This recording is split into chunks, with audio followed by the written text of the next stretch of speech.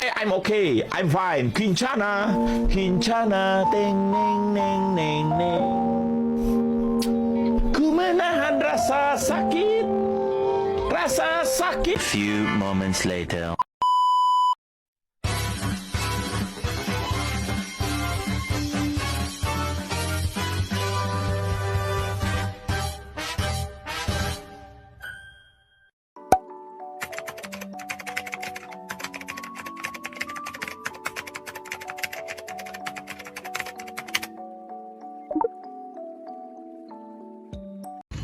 Assalamualaikum warahmatullahi wabarakatuh.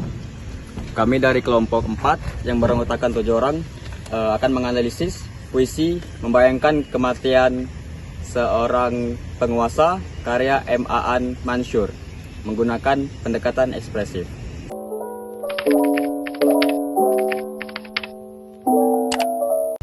Menurut Sumardi, pengertian puisi adalah karya sastra dengan bahasa yang dipadatkan, dipersingkat, dan diberi irama dengan bunyi padu dan pemilikatan yang imajinatif. Di sini, kami menggunakan pendekatan ekspresif, di mana menurut Tuyatni, pendekatan ekspresif adalah pendekatan yang memandang dan mengkaji karya sastra, serta memfokuskan perhatian pada sastrawan selaku pencipta karya sastra. Sebagai ekspresi sastrawan melalui curahan perasaan atau luapan perasaan serta pikiran sastrawan, produk imajinasi sastrawan yang bekerja dengan persepsi, pikiran, dan berpijak pada pendekatan ekspresif. Puisi membayangkan kematian yang indah seorang penguasa adalah karya M. Aan Mansur. Terdapat suasana kesedihan yang dijelaskan pada puisi tersebut, di mana terdapat aspek yang menarik perhatian pengkritik sastra pada puisi membayangkan kematian yang indah seorang penguasa adalah aspek psikologis. Aspek psikologis adalah aspek tentang suasana dari penyair ketika menulis puisi membayangkan kematian yang indah seorang penguasa. Pada puisi tersebut menjelaskan isu atau tema tentang kesedihan. Konteks karya pada perkembangan sastra Indonesia adalah puisi pada karya sastra memiliki peran pada perkembangan sastra Indonesia. Pemahaman tentang makna puisi memiliki peran untuk mendasari perkembangan karya sastra meningkat.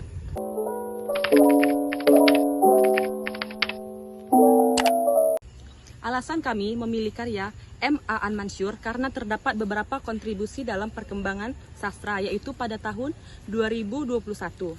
M. Aan Mansur mendapat penghargaan Kusala Sastra Khatulistiwa dalam kategori puisi. Dengan begitu, buku Mengapa Luka Tidak Memaafkan Pisau dinobatkan sebagai karya puisi terbaik tahun 2021. Penghargaan bergengsi ini kerap ditunggu-tunggu oleh penulis maupun sastrawan di tanah air. M. Aan Mansur berhasil menyisihkan 9 karya puisi lainnya yang telah lolos seleksi sebagai nominator. Nama-nama penulis yang masuk juga tak kalah mahir dan sudah malang melintang di industri sastra tanah air, seperti Djoko Pinurbo dan penghargaan sastra dari Kementerian Pendidikan, Kebudayaan, Riset dan Teknologi dalam memperingati Bulan Bahasa dan Sastra pada bulan Oktober.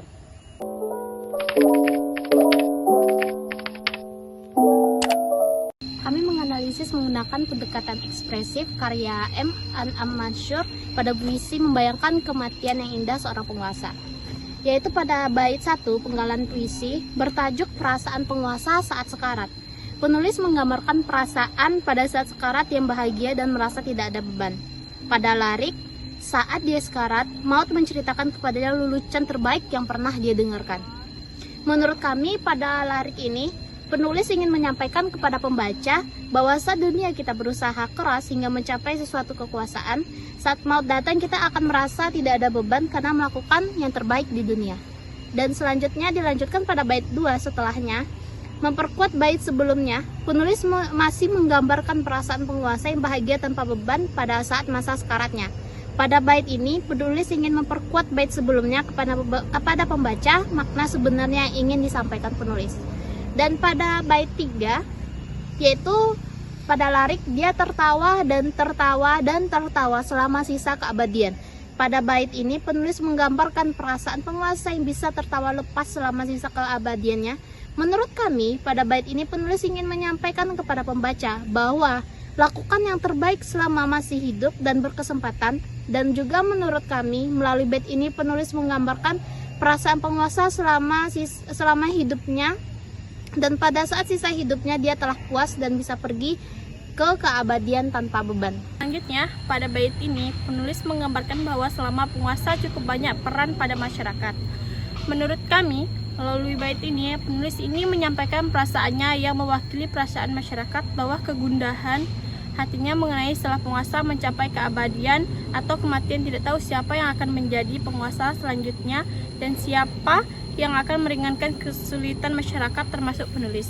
Pada baris ini, penulis merasa sedih dan merasa kehilangan penguasa dalam hidupnya. Cahaya adalah mata kami kembali, dan mimpi bukan lagi hal paling besar yang kami miliki. Melalui baris terakhir ini, penulis juga menggambarkan keadaan setelah tidak ada lagi penguasa di hidupnya dan di hidup masyarakat.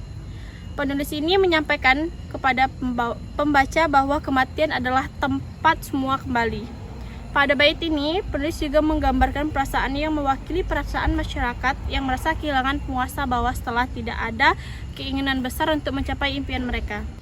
Kami menganalisis puisi ini menggunakan pendekatan ekspresif berdasarkan pendapat Abrams dalam Siswanto mengatakan bahwa pendekatan ekspresif adalah pendekatan dalam kajian sastra yang menitik beratkan kajiannya pada ekspresi, perasaan atau temperamen penulis.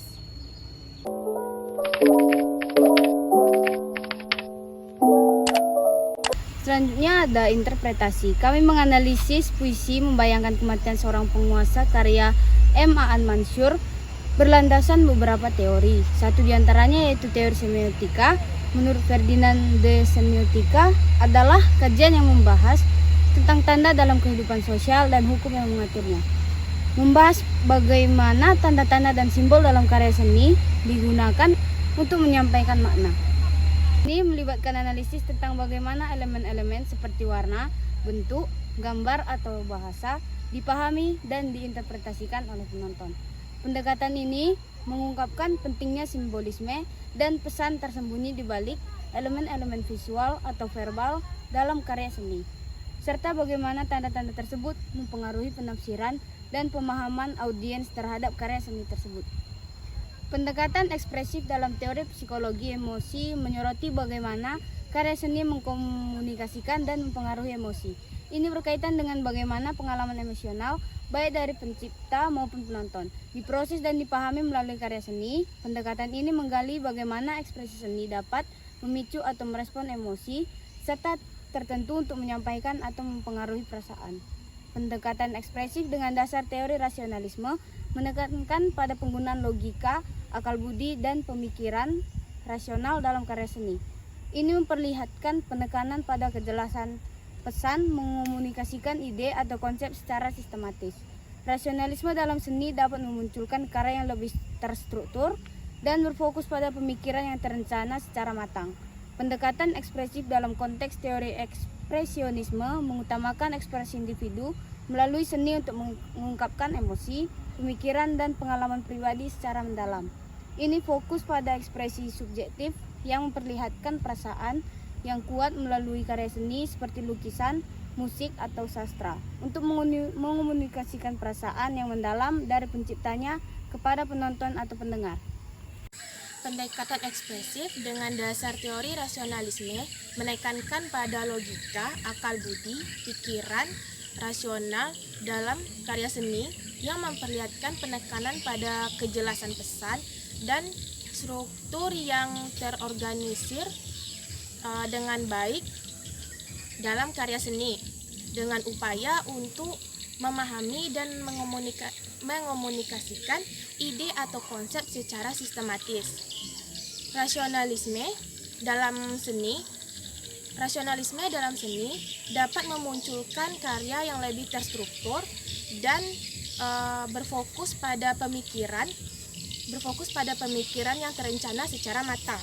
Pendekatan ekspresif dalam konteks teori ekspresionisme mengutamakan ekspresi individu melalui seni untuk mengungkapkan emosi, pikiran, dan pengalaman pribadi secara mendalam yang fokus pada ekspresi subjektif yang memperlihatkan perasaan yang kuat secara mendalam dalam karya seni untuk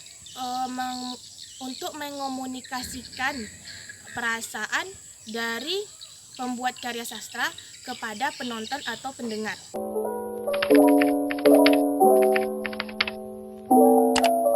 Setelah menganalisis puisi karya M. Aan Mansur yang berjudul Membayangkan Kematian yang Indah Seorang Penguasa melalui pendekatan ekspresif menggunakan beberapa teori, menurut kami kualitas puisinya melalui pendekatan ekspresif secara kualitas tidak membangun atau memotivasi pembaca.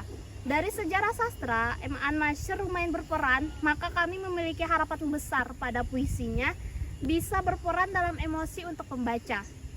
Pada bait terakhir melalui liriknya, puisinya menggambarkan perasaan kegundahan hati, kehilangan penguasa, dan merasa bingung siapa yang akan membantu masyarakat untuk selanjutnya meringankan beban mereka.